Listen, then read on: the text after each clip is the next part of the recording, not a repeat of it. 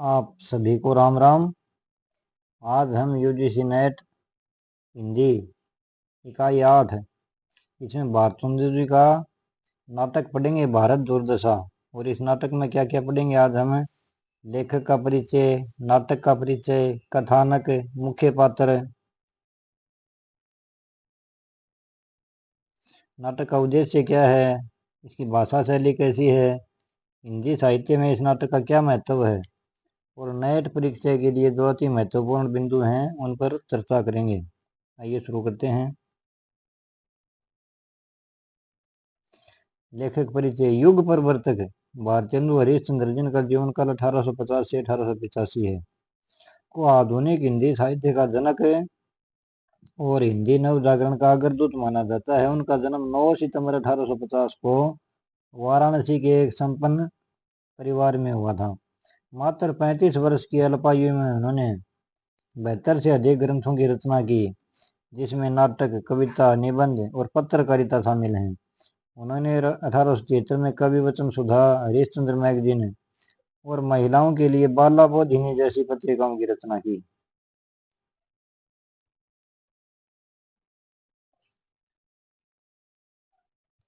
इन्हें आधुनिक हिंदी साहित्य का पितामह भी कहा जाता है। ये गद्य और पद्य दोनों में समान अधिकार रखते थे। इनका मूल नाम हरिश्चंद्र है और 1880 में उन्हें भारतेंदु की उपाधि, भारतेंदु मतलब भारत का चंद्रमा, तत्कालीन विद्वानों और पत्रकार मित्रों द्वारा दी गई थी। मूल दर्शन निज भाषा उन्नति है, सब उन्नति को मूल। नाटक का परिचय। इसका रचना काल 1875 माना जाता है और प्रकाशन वर्ष 1880 ईस्वी माना जाता है।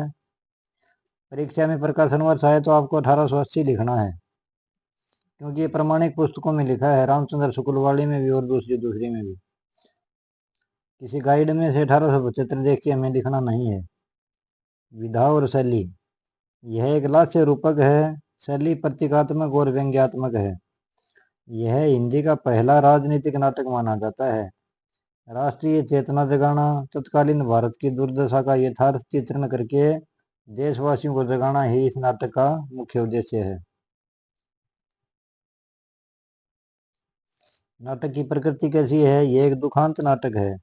भारतेंदु जी ने इसमें प्राचीन गौरव मतलब भारत का प्राचीन गौरव, हमारा पूर्वजों का, और वर्तमान में विसंगतियों का तुलनात्मक चित्रण किया है।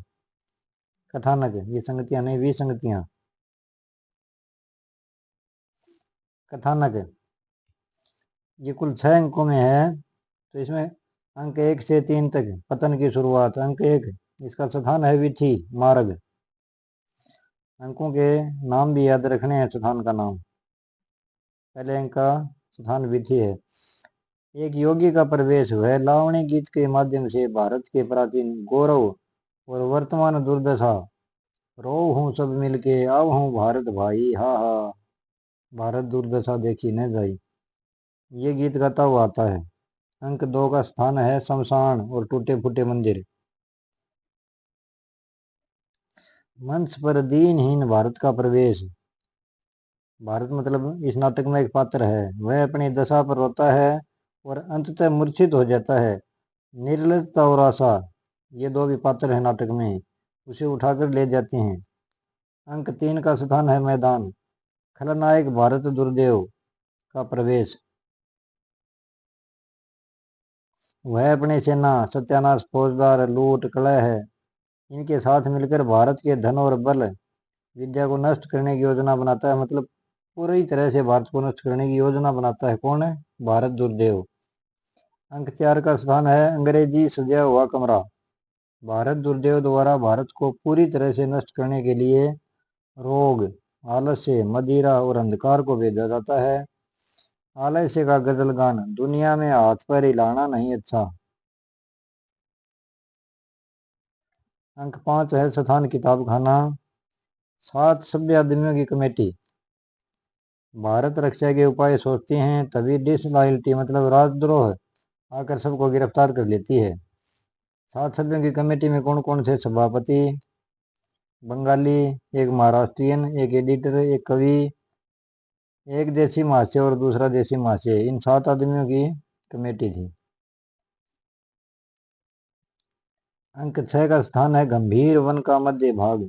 अचेत भारत को भारत भाग्य इस भारत का सहयोगी है, जगाने का अथक प्रयास करता है।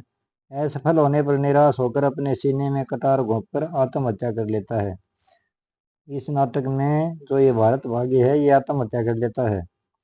आपको प्रत्येक नाटक में देखना है कौन आत्महत्या करता है और किस अंक में करता है।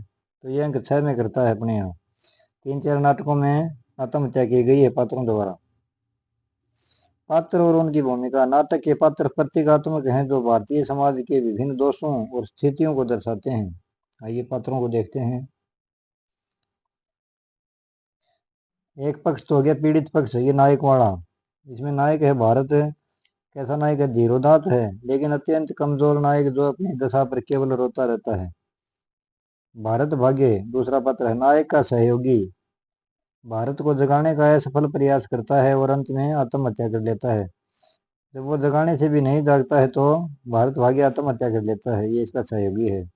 आशा और निर्लजता कौन है? मूर्छित भारत को सहारा देने वाली। जब भारत मंच पर मूर्छित हो जाता है तो इसको सहारा देने वाले हैं, ये सहारा देकर इसे बाहर ले देते हैं आगे। अब आ गया खलनायक पक्ष, दूसरा पक्ष। ये भारत दुर्देव खलनायक है, मुख्य खलनायक है। आधा क्रिस्तानी आधा मुसलमानी वेश इसका पहनावा दिखाया है, आधा क्रिस्तानी और आधा मुसलमानी। देश के विनाश का मूल कारण यही है। सत्यानाश फौजदार ये दुर्देव का सेनापति है।